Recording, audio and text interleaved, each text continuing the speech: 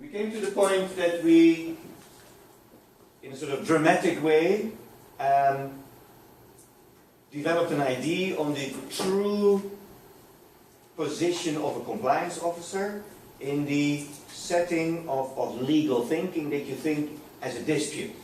So at the end of all the dialogue and communication, when the judge has to rule right or wrong, in that moment the compliance officer is just an employee of a legal person, not personally liable, and basically not to be expected to listen to anybody else than the boss.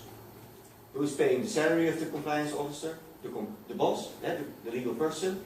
So you cannot expect from any compliance officer on the globe to do anything against the boss instruction. Despite all their training and their skills to communicate and be independent or all kinds of other words, they're just human beings with a job in a legal person, and they have to do what the boss asked. So that is the dramatic reality from a legal perspective. And now we move, after answering 2 questions, to what is he or she doing? Yes, that was the first question. Yeah, so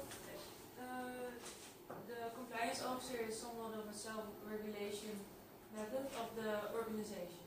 In order to keep the government at ease, like we have a compliance officer, but the government most likely also knows or is aware that the organization pulls the strings of the compliance officer. So isn't that some sort of market failure because the government knows it, but well, no one wants to know this. No one likes this class because it spoils the party. Because we want to believe that we are in one society and that we are all have the best intentions and that we are both that we are all in the pyramid, and let's hold hands and make it a perfect world. So most of the people neglect this reality and hope the best of it.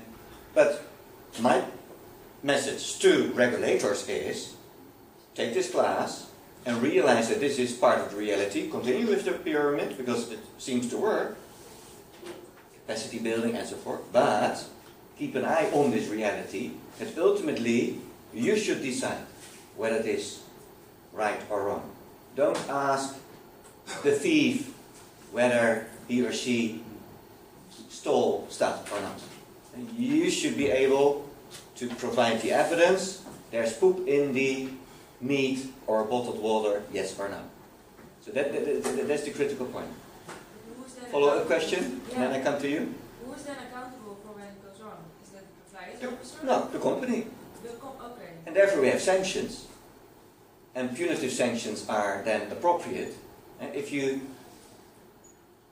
make a theater show of it and the compliance officer is not doing anything and you're the boss or owner is also not doing anything, then ultimately we put you on death row in legal, in corporate terms and close you down.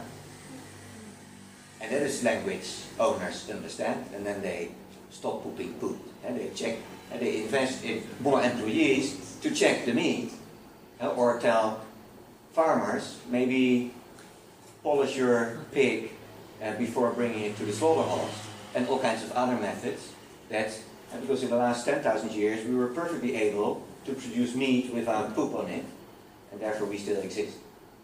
But it's just the industrialized ways, so that we have meat for €2 a kilo. I don't know whether you looked at these videos on YouTube, what it takes to have chickens for €1 per kilo. And there's no animal welfare or anything else involved in it.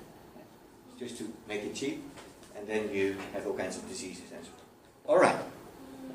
A dramatic picture to foster your thinking. What do we talk about? And then you can arrange your relationship accordingly. Alright, next question. I think you pretty much answered it. It was about if the boss is somewhat limited by regulations to prevent the market from being. Yeah. So the legal person is 100% under all the obligations as if it is a natural person. Alright. Well, now that we know this, we are able to truly understand the task of the compliance officer. And what I always say is the compliance officer's tasks are the mirror of the tasks of the regulator. So if the regulator is tasked as a job description to gather information about the question whether goods and services and market behavior complies with the set rules, then 5 minutes earlier the compliance officer should gather information about the question whether goods and services and market behavior complies with the set rules, so that you can fix it 2 minutes before the regulator gathers information about the question whether goods and services complies with the set rules. So that's the point. Then, if the compliance officer is tasked to form a legal opinion, right or wrong, Roman emperor, about whether they comply or not, then also the compliance officer should be skilled and tasked to form a legal opinion 5 minutes before that the regulator forms the opinion, so that you can maybe fix it before they pass by. And if the regulator can intervene stricto sensu with a reparatory sanction, fix your meat, then also it's helpful within the company if the compliance officer has sort of the corporate authority on behalf of the boss to fix the meat. Because that's the whole point. Or the bottled water, or the elevator, or the behavior of selling encyclopedias to elderly women who cannot read, and so forth.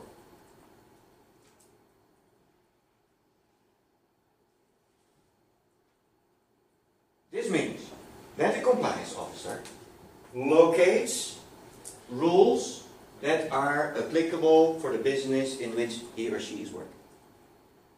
So on your first day as a compliance officer in a train company, you Google rules for trains. And you make a little file folder, and after 50,000 pages and you're still alive, and you have a sort of idea what your train should look like and how often they should run and how safe they should be, and whether there should be airbags in the train or not. There should be, that's not the rule, so otherwise the train ticket would be very expensive. Yeah, but still there should be brakes on a train and they should not fall apart. And the Fira, this fast train between Amsterdam and Brussels, fell apart. These types of issues. And when you know the rules, you can translate. I was too enthusiastic with this beautiful pyramid. You can translate those rules to your specific company. So maybe you're working at a industry that produces brakes for trains. And then the question is, how should these brakes look like? How thick should they be? In how much seconds should a train with certain size be stopped? 3 seconds. 3 seconds? Yeah, best if I put down the brake, it will stop. And so then you have to know this 3-second rule. And then you have to make sure that your engineers who actually make the brake are also aware of the 3 seconds and that they do their trick in making it happen. Because if you sell a brake that is not compliant, then the owner of the train, who's ultimately sanctioned because it killed people, will sue you because you sold faulty brakes, non-compliant brakes to the company. And so you have a whole chain. And so a train owner did not make the train itself. So that is 1,000 companies are making a train. And the brakes and the seats and the windows and the roof, and it should not burn too fast. And so they should choose material, so they have to test how fast it burns and so forth. And the clothing of the manager, the train manager, how fast it burns and test how soon you die, and all kinds of bizarre let's say, translations of, if we do not want market failure, like bodily harm, injuries, damage, and so forth, then you have to check that ultimately the composing products, goods, materials, processes are in order.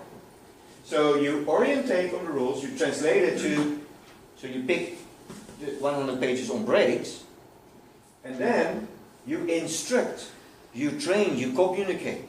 You tell to the company, first to the boss, the board, okay, there is a new rule. It's not 3 seconds, but 2 seconds. Because, or not 2 milligram nicotine, but 1, because they worked in the European Parliament and they make new rules. So guys, okay, let's sit together. As of January 2015, we have to go from 2 milligram to 1 milligram nicotine in a cigarette. Then the engineer says, boo, that's not a real cigarette. And then you have to tell, as a compliance officer, I feel with your boo, but if we do not comply, the business will be closed. So you have to do some soul massage. I'm so sorry for the real cigarettes emotion in your sort of profession, but let me hold your hand, and then together we get to the 1 milligram. And you train them, and you design policies and procedures you met in other classes, and sometimes they are standardized and they're ISO 14001 or 9001 or whatever, and to get all the engineers ultimately produce brakes that stop ultimately in 2 seconds or cigarettes in 1 milligram and so forth. And then, that's sort of the design phase, when you are on the 2nd of January 2015, and maybe you pay a visit to the department and to the laboratory, and you ask the engineers, so how are the cigarettes? Show me the test reports of the laboratory. And then you see 1.5 milligram nicotine, and then you have to have enough sort of feeling for numbers that you can distinguish 1.5 milligram from 1 milligram.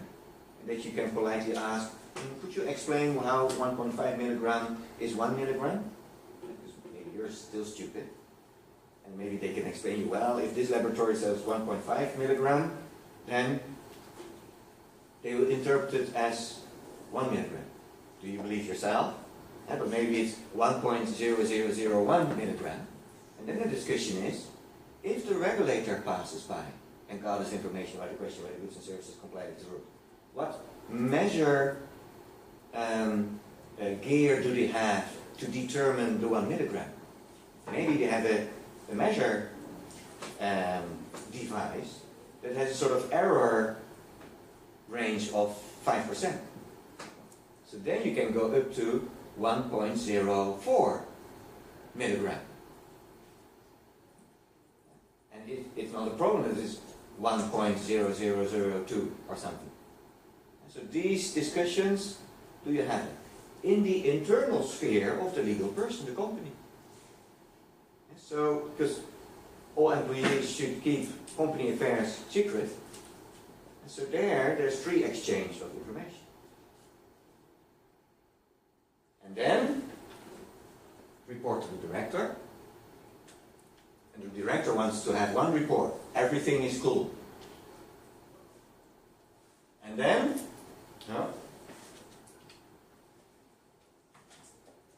if there is interaction with the regulator, then maybe the compliance officer is the best communicator on behalf of the company.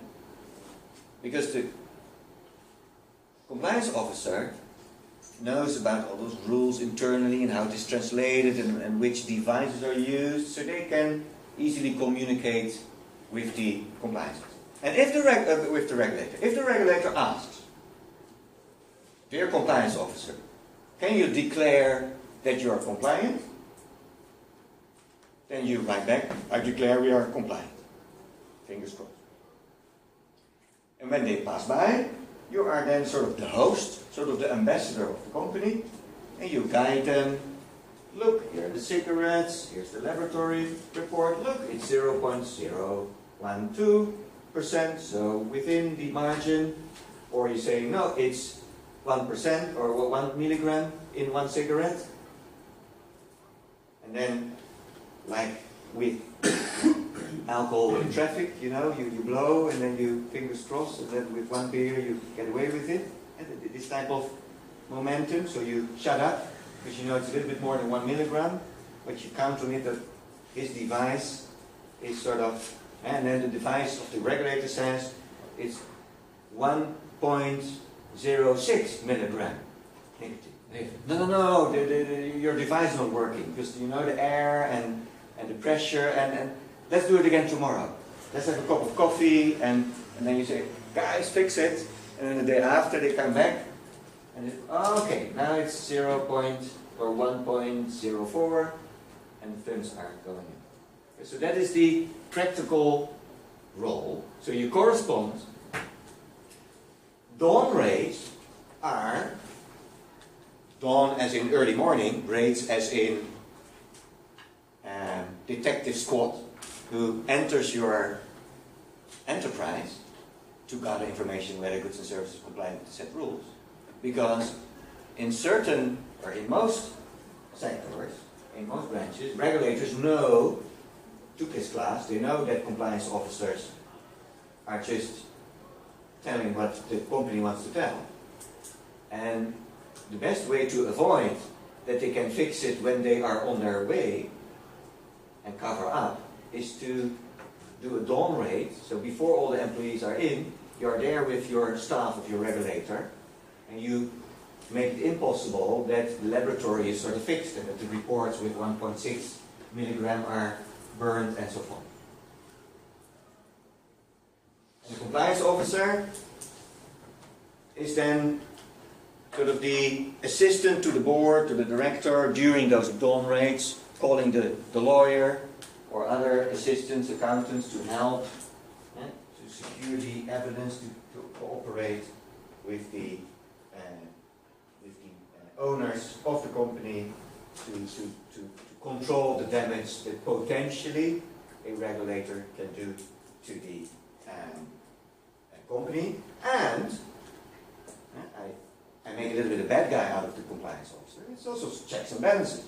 Because if the regulators are just giving a free hand, and maybe it goes out of hand, they say, what if the regulators are actually against cigarettes and just try to find anything, any bacteria of poop, to have an excuse to close you down.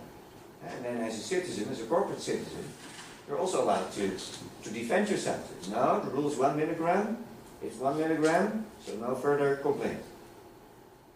So that is then also the task of the compliance officer, to defend the justified interest of a company.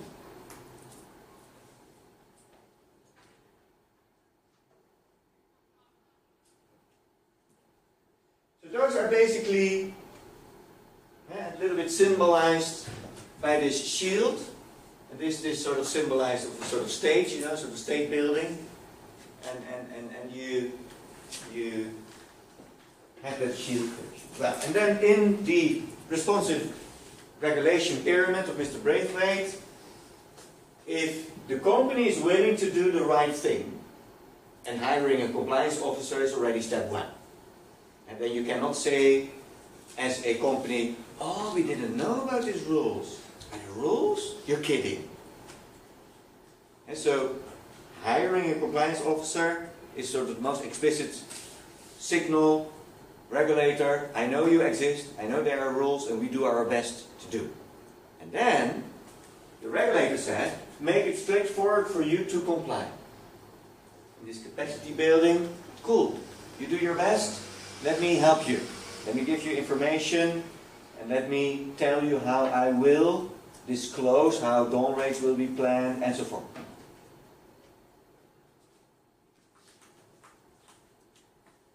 If you try to comply, but you don't always succeed, then the regulator will support you to comply. Remember, to regulate the market has not the intention to kill the market, because we depend on the market. So if you say, whoa, despite 2 compliance officers, we still struggle with the 1 milligram, it's 1.2, can we make a deal? That we are allowed to keep it 1 milligram, but then by April we have a new machine, and then we have 1 milligram.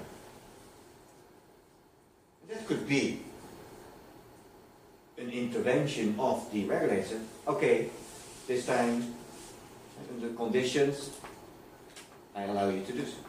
Because the ultimate aim of the ultimate strategy of the society is that with regulators, you avoid market failure in time, not instantly.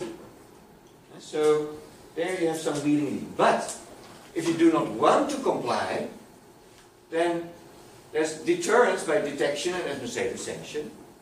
And decide not to comply, then there's use the full force of the law. Lock you up, close you down.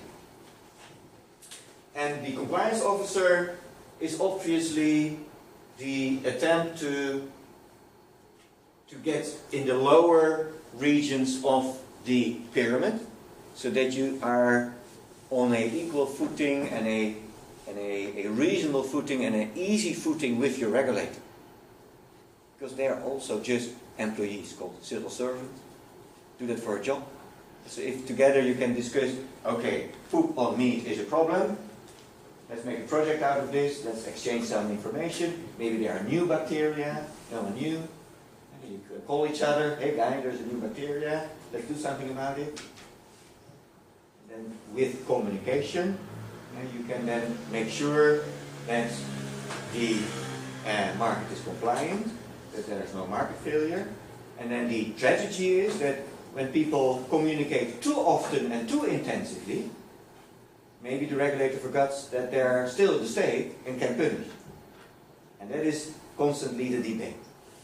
So if you soften the regulator, and then sometimes they don't dare to put a fine, because it's a nice fellow, this compliance officer and the firm. You know, they do their best. Still people die, you know. So that's... Are you bribing them? Giving them money? No, I'm not talking about bribing. I'm talking about how in a network society people communicate with each other. Sure, maybe there are some bribing going. That is criminalized by law, and then you end up in jail. Yeah, but this is just normal behavior. Last question. So, deter by detection and administrative action could be, for example, that the regulator pays more visits, or they are scrutinized by more scrutinized. Yeah, well, and I'm thinking of intervening in the stricto sensu with the sanctions, reparatory and punitive sanctions. But you have a good point. Already paying a visit is a sort of intervention, but that is maybe sort of advanced view on it. And let's make a sort of abstract story about it. The job description at the end, there's intervention.